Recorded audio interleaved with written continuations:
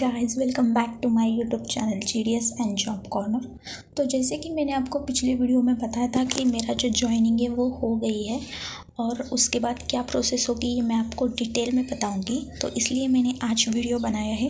Joining में बहुत सारी प्रोसेस थी इसलिए मैं वीडियो नहीं बना पाई। तो आज की वीडियो में जो भी सेकंड लिस्ट में या थर्ड लिस्ट में कैंडिडेट जो सिलेक्ट हुए हैं उनके लिए क्या प्रोसेस रहेगी, उनकी ज्वाइनिंग कितने दिनों में होगी, कितने मंथ्स लगेंगे और किस प्रोसेस के बाद कितने मंथ्स में आपको नेक्स्ट प्रोसेस करनी होगी। तो ये बहुत सारे कमेंट्स आ रहे थे कि सेकंड इंटीमेशन लेटर कब आएगा, फर्स्ट डॉक्यूमेंट वेरिफिकेशन के बाद, ज्वाइनिंग के बाद क्या प्रोसेस है, ये भी मैं इस वीडियो में बताऊंगी। तो इस वीडियो को पूरा देखिएगा, बिना स्किप करे देखिएगा। तो चलिए वीडियो को स्टार्ट करते हैं। वीडियो को स्टार्ट करने से पहले अगर आप मेरे चैनल पर नए हैं तो प्लीज़ चैनल को सब्सक्राइब कर दीजिएगा। अगर आपको ये वीडियो हेल्पफुल रही होगी तो लाइक कर दीजिएगा, अपने सारे दोस्तों के साथ शेयर कर दीजिएगा और कोई भी डाउट हो तो मुझे कमेंट सेक्शन में बताइएगा। तो चलिए आज के वीडियो को स्टार्ट करते हैं।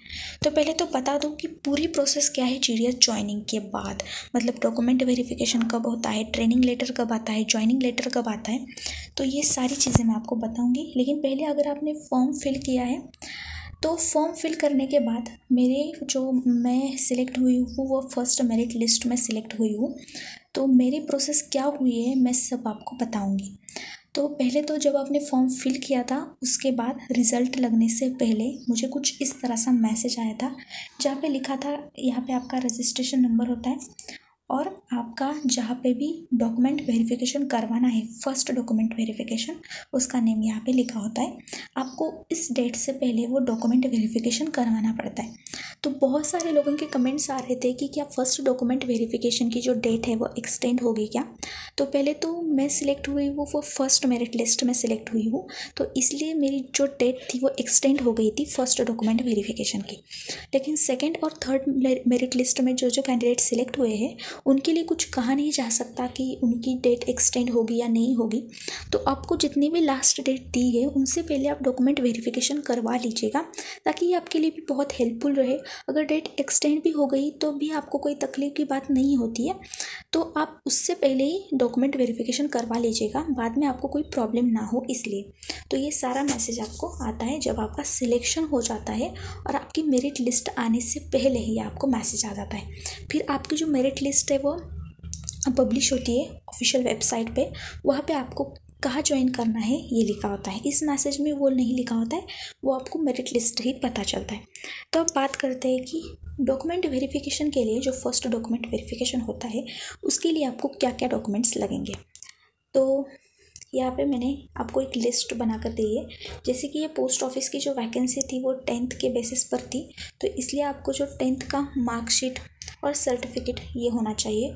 कुछ स्टेट्स में जो मार्कशीट और सर्टिफिकेट होता है वो एक ही होता है, लेकिन मैं महाराष्ट्र से हूँ तो मेरा अलग था इसलिए मुझे वो दोनों लगे थे।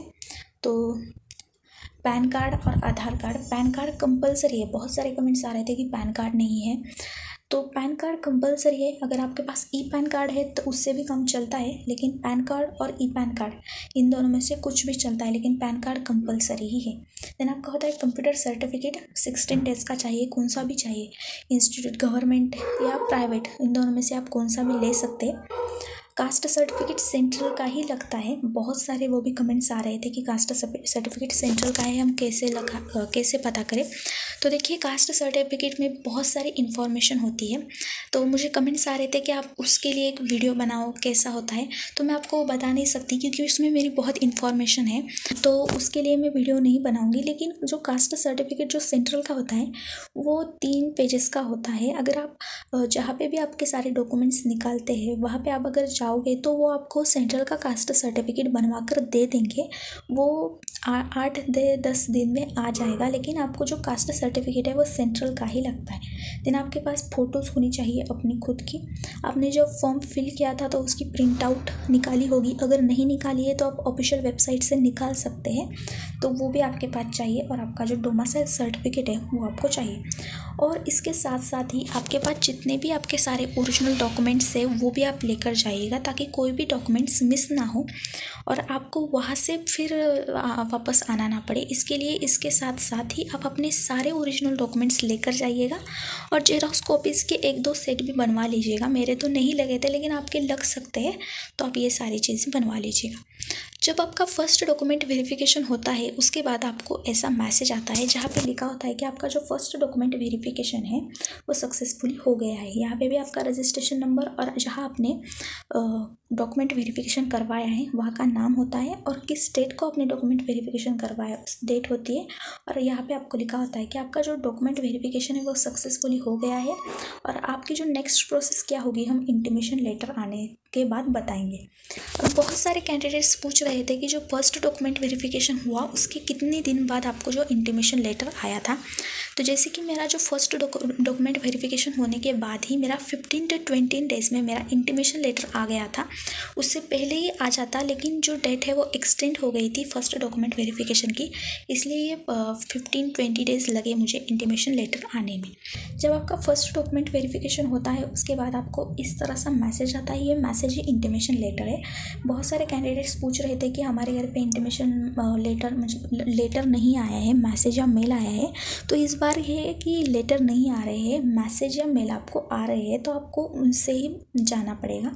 तो इस इंटीमेशन लेटर में आपका जो रजिस्ट्रेशन नंबर होता है, यहाँ पे आप किस पोस्ट पर या किस विलेज पर सिलेक्ट हुए हो और कहाँ आपको डॉक्यूमेंट वेरिफिकेशन करवाना है, किस डेट से पहले करवाना है। तो ये जो डॉक्यूमेंट वेरिफिकेशन है वो आपका सेकेंड डॉक्यूमेंट वेरिफिकेशन है, जहाँ पे आपको बहुत सारी चीज़ें लगती है, जहाँ पे आपका बहुत सारा टाइमिंग जाता है। आपको जब लास्ट डेट दी है तो उससे पहले ही आप जाइएगा, क्योंकि ये आपका डॉक्यूमेंट वेरिफिकेशन के लिए सिर्फ आपको वो वहाँ पे जाके आपका काम नहीं ख़त्म होता है, वो आपको बहुत सारे डॉक्यूमेंट्स देते हैं, वो आपको फिल करने होते हैं। तो इसके लिए 1 हफ़्ता तो लगता ही है, मेरा तो लगा ही था। तो आप भी पहले जाइएगा उस डेट से पहले।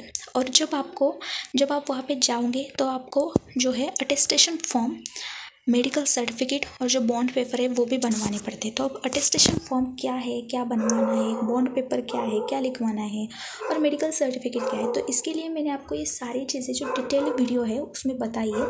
अगर आपको वो नहीं मिल रही है तो मैं डिस्क्रिप्शन में उसका लिंक दे दूँगी।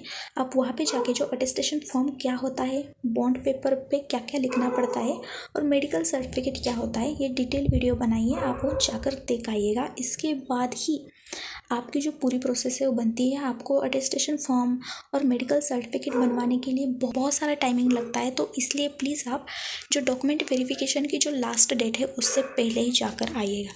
जब आप सेकेंड डॉक्यूमेंट वेरिफिकेशन के लिए ये 3 अटेस्टेशन फॉर्म, मेडिकल सर्टिफिकेट और बॉन्ड पेपर, इसके साथ साथ ही फर्स्ट डॉक्यूमेंट वेरिफिकेशन की जो सारी चीज़ें मतलब सारे डॉक्यूमेंट्स वो अपने साथ लेकर जाइएगा। अब उसके साथ साथ ही आपको जो जेरोक्स के सेट बनाने हैं, ये सारे डॉक्यूमेंट्स के 3 सेट बनवा लीजिएगा। एक तो सेट वहाँ आपके पास रख लीजिएगा इमरजेंसी के लिए। एक सेट आपका जो है सेल्फ अटेस्टेड होना चाहिए और एक सेट आपके स्कूल या कॉलेज के जो प्रिंसिपल या हेड मास्टर होते हैं उनसे अटेस्टेड होना चाहिए।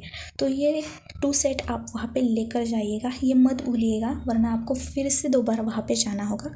तो ये सारी चीज़ें बिना भूले आप लेकर जाइएगा, तो आपका जो डॉक्यूमेंट वेरिफिकेशन है वो ईजिली हो जाएगा। इसके बाद आपको जो है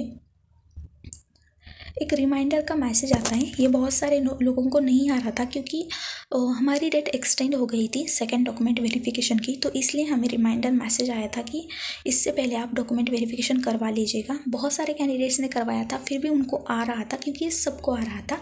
अगर किसी का रह गया है तो वो अपने डॉक्यूमेंट्स करवा लीजिएगा। इसमें बस यही वो कहना चाहते थे। उसके बाद आपको ट्रेनिंग के लिए कॉल आता है। मुझे ट्रेनिंग का लेटर बाद में मिला, मुझे कॉल करके पहले बताया गया कि आपको जो है ट्रेनिंग के लिए जाना होगा। तो कितने दिनों में मुझे ट्रेनिंग का कॉल आया, तो यही कोई 15-20 डेज़ में मुझे आया था कॉल ट्रेनिंग के लिए, क्योंकि हमारी जो सेकंड डॉक्यूमेंट वेरिफिकेशन की जो डेट थी वो एक्सटेंड हो गई थी, इसलिए हमें जो ट्रेनिंग का कॉल 15-20 डेज़ में आ गया है। लेकिन जो सेकंड और थर्ड मेरिट लिस्ट है उनकी जो डेट एक्सटेंड नहीं हुई है, तो उनको वो जल्दी से भी आ जाता है। अब ट्रेनिंग कितने दिन की होती है, तो ट्रेनिंग होती है 3 डेज़ की ट्रेनिंग होती है, आपको अटेंड करनी ही पड़ती है। तो उनकी कुछ टाइम होता है या आपको कुछ PDF मिलती है ट्रेनिंग के लिए, तो आपको वहाँ पे लेकर जानी पड़ती है। आपके सारे डॉक्यूमेंट्स अपने साथ रख लीजिएगा। और फिर ट्रेनिंग के बाद जो जॉइनिंग होती है वो आपको मिलती है। मुझे दूसरे दिन ही जॉइनिंग मिली थी, बीच में 2 हॉलीडेज़ आ गए थे और उसके बाद मेरी जॉइनिंग थी। तो जॉइनिंग जो है फटाक से हो गई थी। तो बहुत सारे कैंडिडेट्स पूछ रहे थे कि ट्रेनिंग के कितने दिन बाद जॉइनिंग होती है। तो मैं उनको बताना चाहूँगी कि ट्रेनिंग के बाद ही आपकी जॉइनिंग होगी, 1-2 दिन में आपकी जो जॉइनिंग है वो हो जाती है। अब बात करते हैं कि जो मुझे कमेंट्स आ रहे थे कि आपकी जो सेकेंड डॉक्यूमेंट वेरिफिकेशन के लिए कौन कौन से डॉक्यूमेंट्स वहाँ पे रख दिए गए। तो मेरा जो कास्ट सर्टिफिकेट और मेरा 10th का मार्कशीट सर्टिफिकेट और जो कंप्यूटर सर्टिफिकेट होता है वो वहाँ पे रख दिया गया, ताकि वो वहाँ पे पता कर सके कि जो सारे सर्टिफिकेट है वो नकली है या असली है। तो वो सारे अभी तक वहीं पर ही है। मैंने जब कांटेक्ट किया मेरे डिवीज़न से तो उन्होंने कहा कि आपको ये मिल जाएंगे। तो अभी तक मुझे नहीं मिले, लेकिन जैसे ही मिले तब मैं इसके लिए भी वीडियो बनाऊँगी। और मेरा जो जॉइनिंग का लेटर है वो अभी आ गया है। तो ऐसे मेरी जो पूरी प्रोसेस थी जॉइनिंग तक, ये मैंने आपको इस वीडियो में बताई है। अब जॉइनिंग के बाद जो RICT मशीन की प्रोसेस होती है वो अभी तक मेरी नहीं हुई है, लेकिन RICT मशीन की प्रोसेस जल्दी हो जाएगी। तो उसके लिए भी एक वीडियो बनाऊंगी मैं अलग सा।